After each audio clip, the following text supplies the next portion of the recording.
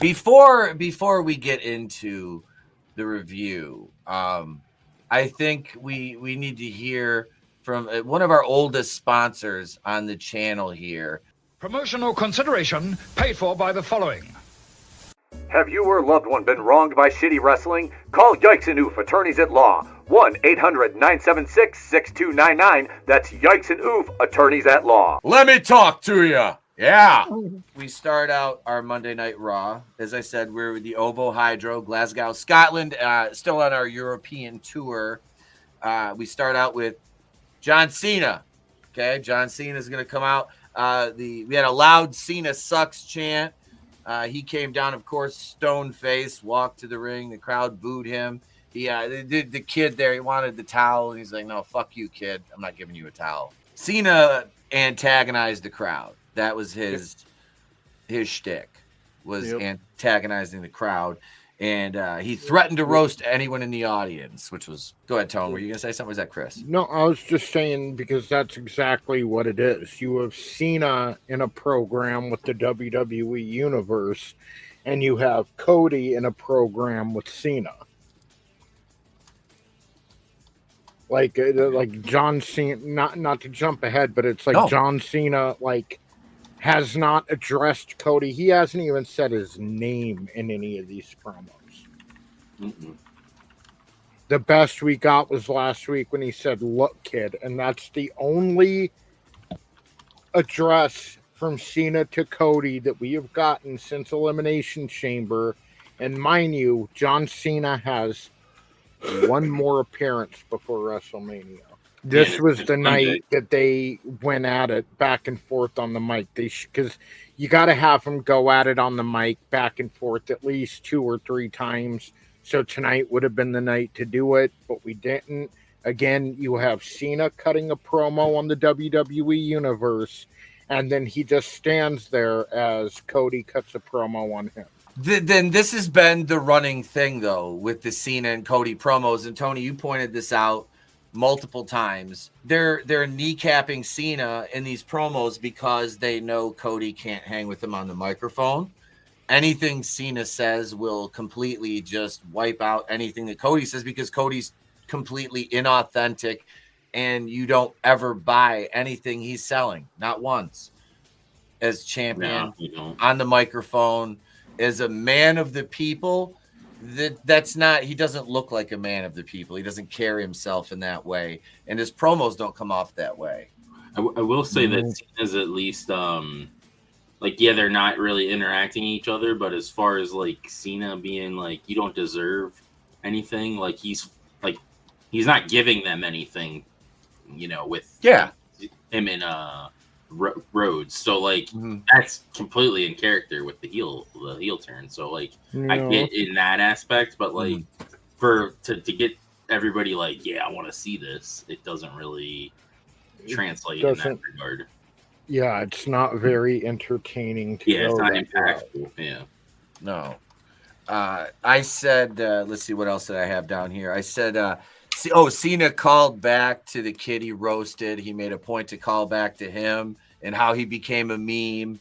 And that's at that point, they were bleeping it out, but we got a really loud fuck you Cena chant, which he played into, and it kept the crowd kind of engaged during what was overall kind of, but we'll get there. And this is what I said. I said Cena focused too much on the crowd as opposed to focusing on Cody, and the crowd chanted, shut the fuck up at him. I can't remember what he was saying, but I said he literally just changed his shirt from last week because the promo is exactly the same as that one. He references his greatest contribution, the spinner U.S. title belt, and then I said, Cena said he's going to ruin wrestling, but Tony Khan is way ahead of him in that respect. It's fucking bullshit. And at this point, I have something for us because we're at that point of the promo where we're getting ready for our champion, right? And our champion has to enter with his entrance. So let me get his thing ready here. Here he is. He shows up on the Titantron like this. There he is. Bang! I seen that the other day. Yeah, and then, of course, I'm going to do it, boys. Get ready for it because we haven't done it in a minute. Then Cody Rhodes music hits. He gets his full entrance. Wrestling has more than one black champion.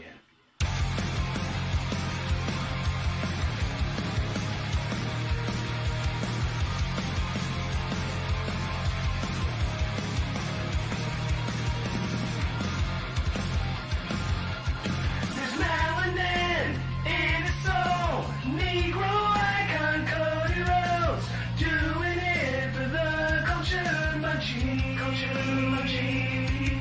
When blacks are down, Cody's there, and he knows how to braid hair. The thing he puts his kid in regularly is cornrows. His father said, blacker the berry, the sweeter is the juice. When they took a piece of championship away, I felt defeated. But then when Cody won, those feelings went away. Those thoughts were heated. Cody, Rhodes, one of my favorite heroes. Where Cody starts racism ends, Wakanda's leader. So yeah, so Cody had to make his entrance, and he hopped onto the ring with Bandit and Bingo. And I can't remember the mom's name because is it Sheila? Sheila. Boy, crikey. Sheila Hala. Wait, is You it can't go wrong naming a girl Sheila in Australia. is her name really Sheila Hala? Yeah. Too bloody right. Because their last name is pronounced Healer. Now Yeah, the Blue Healers. Yeah, Sheila Hala. But yeah, so Thody has to make his way down, and I said he shouldn't be doing his full entrance, and then I said explain why, and the why he shouldn't be doing his full entrance is because he's supposed to be coming down to respond to the heel, and you're coming down with a purpose to respond to the heel, and you should be doing that quickly so you don't drag the segment out unnecessary. You get what I'm saying? Yeah. And that's like Tony said, two pyros.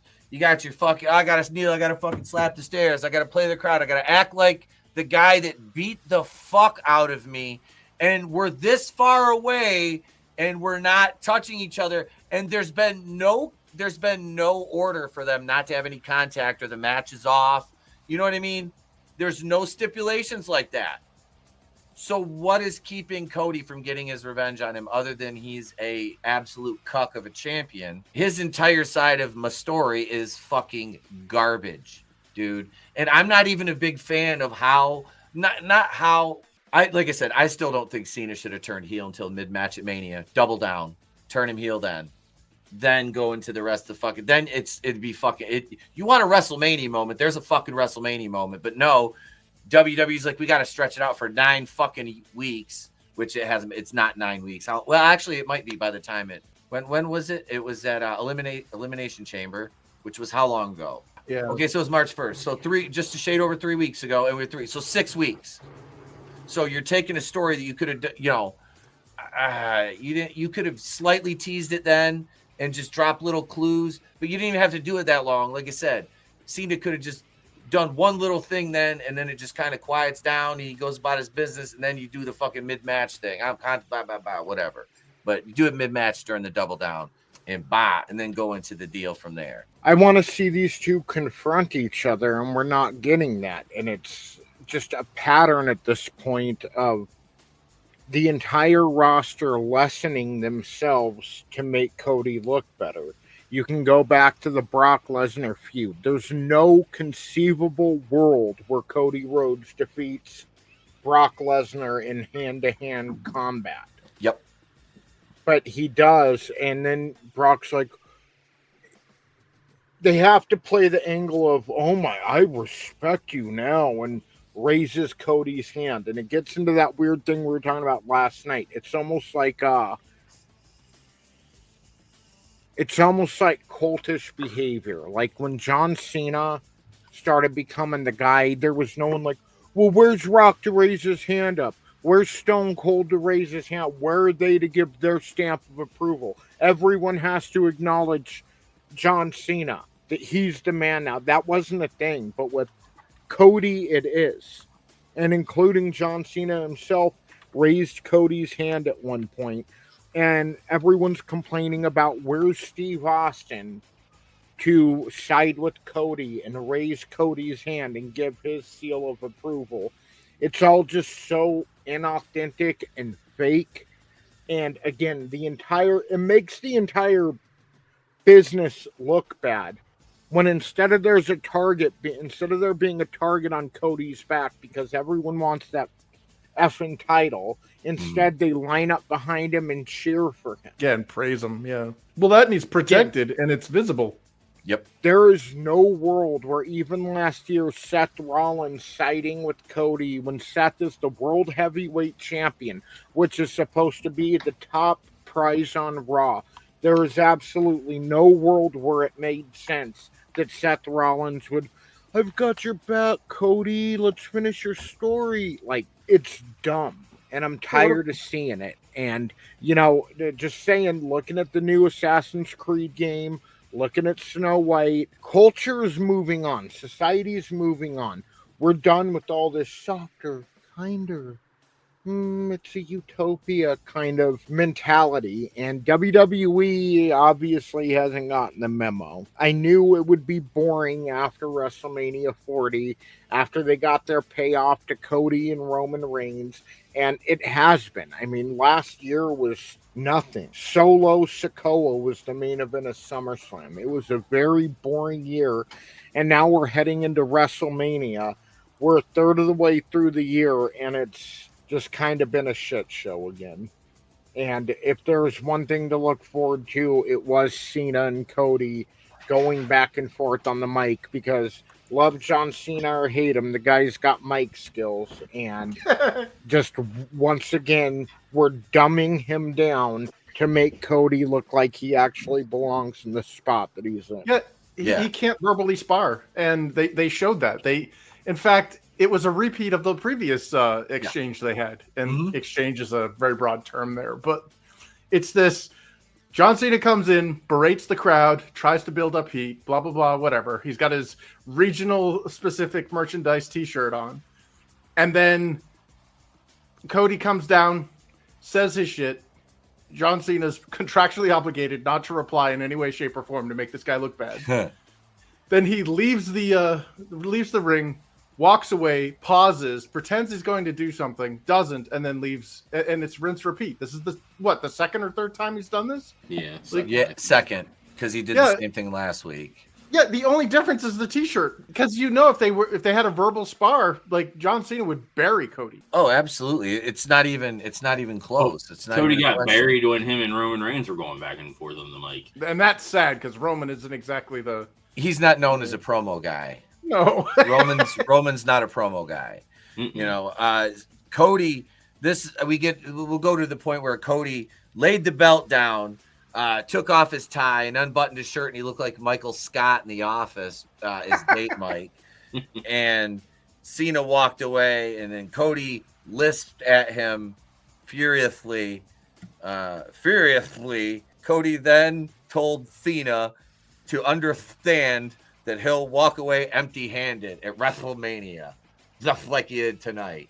Another garbage promo spot. Cody's part. Cena, to his credit, I'm not poo-pooing his work, because honestly, even though we don't agree with the direction, it got a response from the crowd. You know what I mean? Yep. Like, so in that respect, I will acquiesce the fact that it is working. It may not be the way that we think it should be, which I still will maintain is probably the correct way, but this is, again, lunkhead Triple H, as Tony pointed out, steering the ship in the direction that which we are currently set a course on. Yeah, I think it gets this one. Doesn't work for me, brother. I don't think that's being unfair. So I'm writing on. No, it's sad when your guy that's not even doing the main event can cut a better promo and address the things that happened at Elimination Chamber better than the actual person that was in people that were involved, and that's CM Punk. Like, why? Like, they should have just had him win Chamber or something, and had him go against Cody. It would have been a lot more entertaining at this point. I honestly thought he was going to win the Elimination Chamber.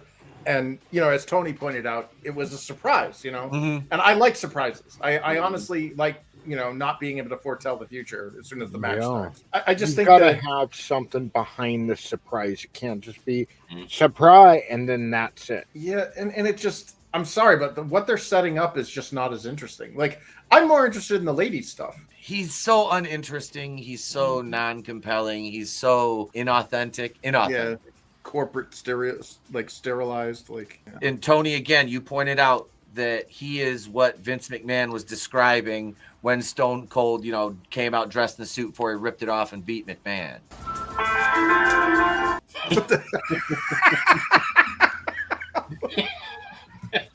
That was unintentional, but it worked so well.